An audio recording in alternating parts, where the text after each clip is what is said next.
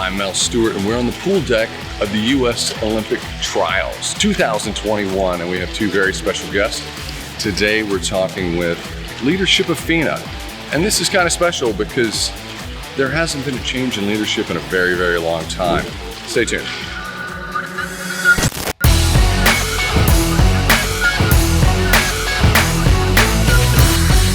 So how long have you been the executive director of FINA? It's been a very long time. How long's it been? I think, who's counting, 8 days? 8 days. So it's 8 days, you're shot out of the cannon. Right. Give me a perspective on, well, let me frame it this way.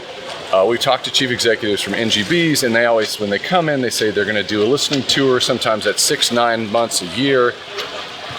How long's your listening tour, buddy? I think you got a pretty packed calendar. Yeah, that's exactly right, because from when I first sat in my office, 365 or 364 days from that day, we'll have gone through COVID Olympics, we'll have gone through 2 World Championships. It doesn't give me a ton of time to come up for air. It's really kind of get started, triage, learn from my mistakes, and just keep going, and really just get through the calendar, learn as much as I can along the way. So while I'm listening, I'm learning. You have a great resume. You were a Managing Counsel for the Court of Arbitration for Sport. You know, based on smarter people than I am that I've spoken to, they said that, you know, you could have gone on a track, you could have been a commissioner, you could have gone front office, professional sports, but you chose FINA, you chose swimming, diving, water polo, and artistic swimming. What brought you to us? I think starting from the perspective of I was at the CAS and I was exposed to a lot of different areas of sport.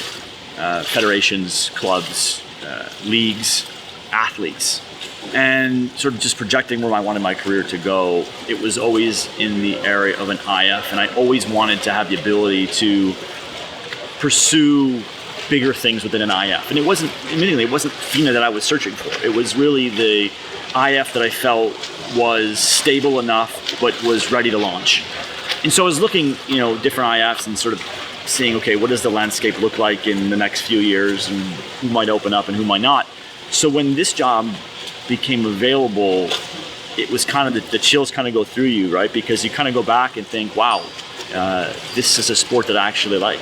It's a sport that I actually, was a part of my life, a good part of my life. It was the sport that taught me to get up in the morning, right? So that plus the legal side, the business side, the career side of me was kind of like a nice little marriage. And so that really was the driving force to pursue this particular position, because it was sort of a perfect marriage in my life, my professional and personal life. Now, a lot of swimmers have a lot of respect for athletes in other sports. Maybe we glorify them a little bit. We understand you played D1 lacrosse. How serious of a lacrosse player were you, and how late have you taken that into your life? You're baiting me here. I'm baiting you. No, I learned some information off camera. It was pretty cool. I want him to unpack it. Look, I mean, let's be real. I was an average lacrosse player. I did play Division I lacrosse. I kept the stick in my hand for as long as I could. Lost the game as a player for a little bit, but I think, as I think athletes often can relate to, it's hard to know when to stop. Yeah, it's hard to really know when it's time to give up. Give up is a terrible word. It's time to know it's sort of hang it up or admit to yourself that maybe you need to do other things. And I struggled with that. I really struggled with that side of being even, an athlete, which is difficult to say when you're standing on the pool deck of the Olympic trials. But I was turning 40 several years ago, and I thought, you know what, this could be a right opportunity for me to give it one more go. So I committed myself for about a year and a half, trained hard, made the national team in Switzerland, and played in the World Championships at 40, which was which was a good and bad move. But at the end of the day, it was really a good way for me to say goodbye. It was a good way to know at that point that I was finally ready to move on to other things. Okay, a little disciplined. Sounds like you're a fighter. Based on my research, it sounds like you've been an anti-doping advocate. Is that fair to say? I would disagree with the word advocate. I think I'm an advocate or a fan of fair sport, clean sport. It's never easy to be, I'm not a prosecutor, right? I'm not out there trying to hammer people. I'm just advocating that, everybody should be given a chance to have a fair fight. What does that mean? I don't really know what that means. I just know that I'm there to support clean sport. I'm there to make sure that when these swimmers get in the pool, whatever I can do to ensure that they're going to fight each other in a very fair manner, that's fine by me. That's what I want. That's my goal. Okay, well, we need to bring in on the SwimSwam podcast. We'll dive deep into some more topics. We wanted to do some bio questions just to get to know you. This question isn't for Dale. FINA does have a reputation for slow change. Change. So there's a lot of excitement about a 42-year-old executive. First question, does it make you nervous? Because you seem young. And secondly, how are you going to change that culture? I don't feel young. I hope I look young. Am I nervous? Yeah, I think naturally I am. I'm not scared. I think, nerves can be a good thing. The nerves are kind of what drives me. Nerves are what keeps me in check. I'm not scared about not succeeding. That I think will succeed. I think we've got there's a great core group of people at the heart of FINA, and I think that is what calms my nerves. Knowing that I have support people around me, knowing that I have far more experience than I do. I mean, age, okay, what does that mean? Nothing really. I have still a lot of life experience, perhaps not in numbers or days, but I have a lot of experience that I think I can share and offer. In slow culture, well, I think that's why I'm here. I think I'm here to stop that idea that change needs to come slowly. One of my negative characteristics probably is I'm impatient. So with that comes a natural desire to move quickly. So with that natural desire, I think things will go quicker. And I don't think we have time to sit on our heels. I don't think we have time to wait. The world's moving fast, sports moving fast, it's evolving. And yeah, maybe we've been sitting back a little bit too slow for a while, but I think I can change that. I think I can push agendas that perhaps in the past weren't so pushed. And I'm just pleased to be given the role to do it. Pleased to be given the torch and handed down to lead the light. I'm not to be cliche, but I think that's sort of how I look at myself. Previous conversations you talked about, this is very much so international worldview, but the elephant in the room is you are here at the U.S. Olympic Trials. What brings you here to this big event? Well, exactly that. It's a big event. It's an important event for the U.S. It's an important event for swimming. And these are some of the top swimmers in the world. I think it's important to show them that I'm here to support them. We've got a tremendous number of volunteers here. We've got a tremendous number of coaches here.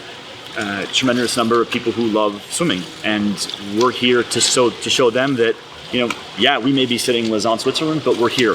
We're always here. And me being here is the first sort of step to show them that I'm not going anywhere, and I will be here back again, and I will see them in Tokyo, and I'll see them all over the world.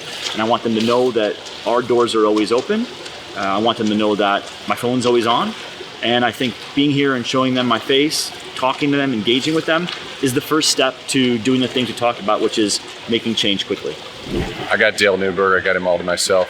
When you're standing in any room with a volunteer, no one has as much experience as Dale. Dale is the consummate pro in the room. Dale, I'm a little disappointed. I just want to say something. I always thought you'd be president of FINA. What happened? I got to start there. I just have to do it. I've had a great role with FINA over the last 21 years as vice president. For the next 4 years, in finality, I'll be the treasurer for FINA. And my view has always been to have impact, be able to do something that impacts the sport. And that comes about irrespective of title and position, but when I feel I can have an impact, that's what motivates me. Well, when I think about you, I think about the end of my career and then into the 90s when you became president of USA Swimming, and there was a changing of the guard in terms of our executive director, our leadership. And you were the head of that search committee. You were part of that search committee that found the new executive, and we had great changes. Athlete partnership agreement, athletes getting paid more, annually golden goggles, which is a big gala event, very well done, and venues like this. And it was new blood, it was creative thinking. It feels like this moment with Brent, we're experiencing that all over again. You were the head of the search committee. What you tell me. I think there's a lot of similarities. Chuck Wilgus provided incredible leadership for USA Swimming, but more importantly, for our sport. And he was a man of both vision, enthusiasm, energy, and wanted to effectuate change, and was able to do that in a really productive way. Chuck and I had actually been good friends. I was actually his landlord in the Pan Am building in Indianapolis when he was the executive director of Canoe Kayak. And at that time, Canoe Kayak had more sponsorship support than USA Swimming. And that was a testament to his abilities to lead a small organization to great heights. We think similarly with Brent. It would have been easy, frankly, to hire someone who's 60 or 65 years old, who has 20 or 25 more years of experience than Brent. It would be easy to do that, and we could rationalize or justify that by saying, let's get a really experienced guy or gal. Let's make sure that we have someone who's sat in a similar chair to do this.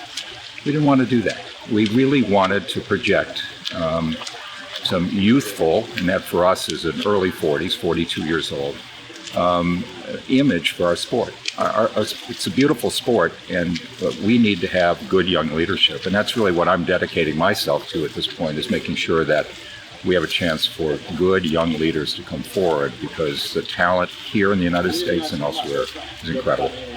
You know, it's something that we take for granted. We're very passionate about swimming. We're very passionate about our core sports. We don't see beyond our own community. But the strength of swimming, the strength of all aquatic sports, is going to come from the rest of the world developing. Can you give us a peek into the plan and the vision for what that looks like over the next 3 or 4 quads? Yeah. You know, our sport is 209 federations worldwide. And what I've said to people over this time, if you go back to the 1980s, we had half this number of federations. So frankly, a gold medal today, a medal at the Olympic Games, participation in the Olympic Games, more difficult than ever, because it truly is a world sport. That's a really good thing for us, because we have an impact worldwide. And the United States certainly is a leader, and it will be recognized for its accomplishment. But it'll also be recognized for its interest in promoting the development of the sport worldwide. Because the more the sport develops, the harder it is to achieve greatness, but it also brings out all those competitive elements. And I compare it to the NCAA program. We have about 40% of the athletes competing at the NCAA championships are international athletes. And from time to time, there's been a call to limit that or even eliminate that. It has worked out really well for the United States, because those athletes have pushed American athletes to greater heights. And you know that from your own career at Tennessee, that you swam against some great international swimmers in collegiate competition, not just when you got to the World Championship. When we've seen FINA in the news, we see our official news, we see the official messaging, but we also see the FINA in context of the International Swimming League, ISL. And that relationship's complicated. At times it's been contentious. Is there a future for both? Is there a calendar that works? Well, there's a future for organizations and individuals to be able to come into our sport and to conduct good competition, and to do that in a way that promotes swimming around the world. FINA does not have an interest in looking for so-called unauthorized events. In fact, there are hundreds that take place in the United States. There are thousands of these events that take place around the world. Some of the best events that we know, if it's the NCAA competition, likely not to be sanctioned by USA Swimming, but FINA isn't looking to either curtail that, shut it down. It's looking to support that, and to make sure that there are opportunities for athletes to have both good competition and also to win prize money and to have the kind of experience in the sport that's positive. FINA has, on an annual basis in swimming, about 25 to 30 days a year. That leaves another 300 plus. And we really welcome entities that are going to look for ways to grow our sport, promote it, make it better, give athletes more opportunities. We look at the professional leagues that truly are 365-day-a-year operations. We're not that right now. And that will someday, swimming will be a sport that provides an opportunity virtually every weekend, like golf or tennis and other sports. That's a good thing. And obviously not every athlete's going to compete every weekend and so on. But our sport has still a lot of room to grow. We welcome individuals, welcome organizations that are going to help us do that.